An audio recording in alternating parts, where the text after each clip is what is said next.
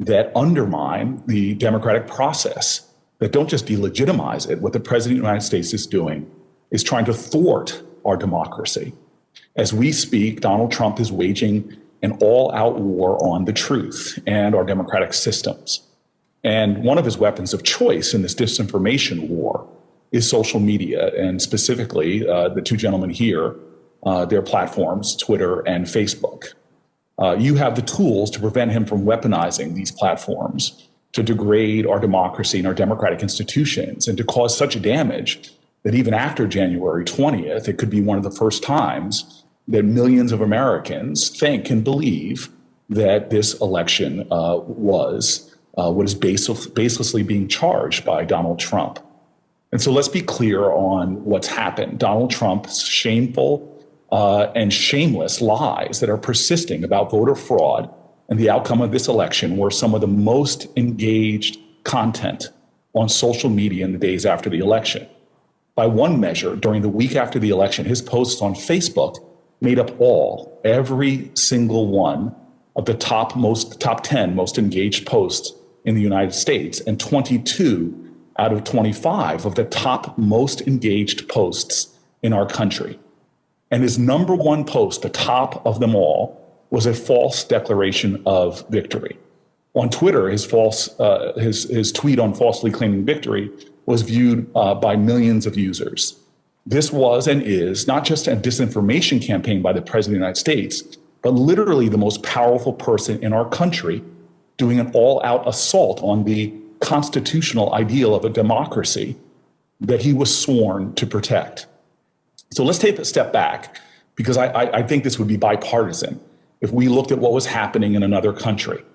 If we saw, and I'm on the Foreign Relations Committee, and I know how we come together on issues like this. If a strongman leader of a democracy had denied his loss in an election, in a democratic election, made consistent and constant baseless claims about fraud, if he fired military leaders while his foreign minister talked about a smooth transition of the defeated leader's next term, even potentially in jest, any government looking at this situation, including ours, would be putting out statements urging calm and calling for the peaceful transition of power, for the rule of law, for the honoring of democratic norms and traditions.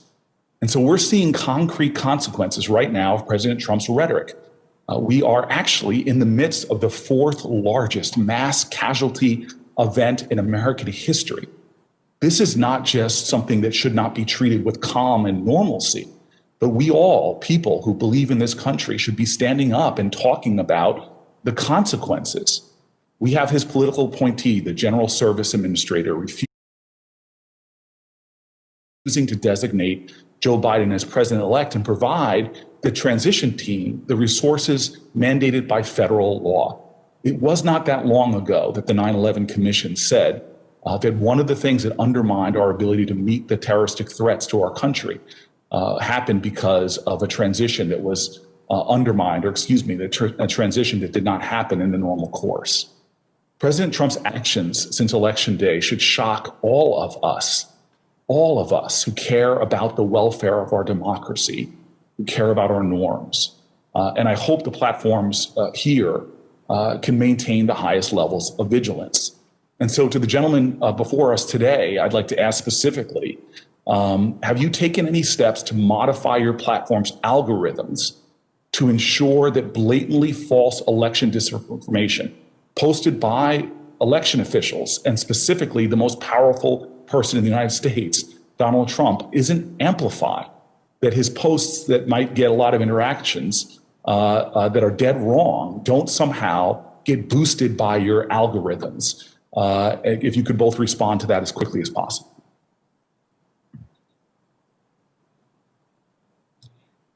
Senator, I'll go first, and I share your concern on this, and I think it's unfortunate that we had to put in place a policy around premature or false declarations of victory, but we had to do that, and we anticipated this back in September when we put the policy in place. And a lot of what we're trying to do is help distribute reliable information, which we attach both to posts on the topic by by President Trump or any of the other candidates or elected officials who are talking on the subject.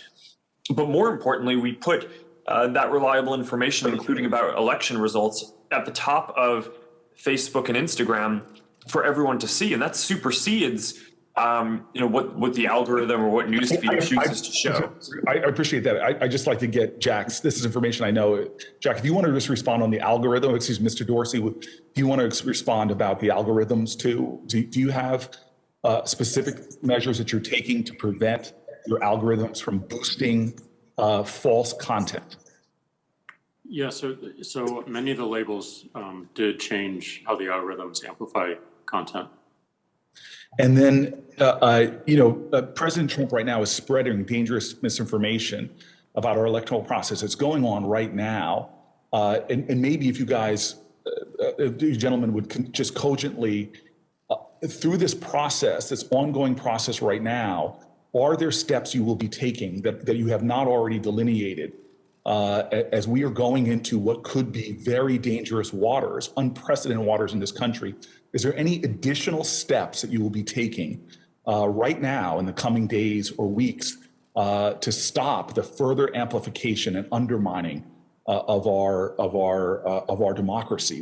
We are heading potentially, depending upon the behavior of a president who's shown himself to be erratic. Are there steps that you are prepared to take in the coming days and weeks to address this misinformation that we are seeing is coming in an unrelenting manner?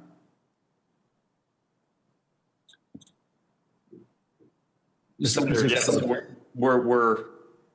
this is unfortunately an eventuality that we planned for, and we've taken a number of steps, not just including the fact-checking program that we've set up broadly, but we stopped recommending all civic and political groups, as an example, because of the risk of misinformation or harm growing there. We've temporarily paused all political ads because of a risk of potential abuse or kind of inflaming tension or potential unrest or violence. And there are a number of other steps that we've taken like this as well, that we've done in other countries when there are risks of civil unrest.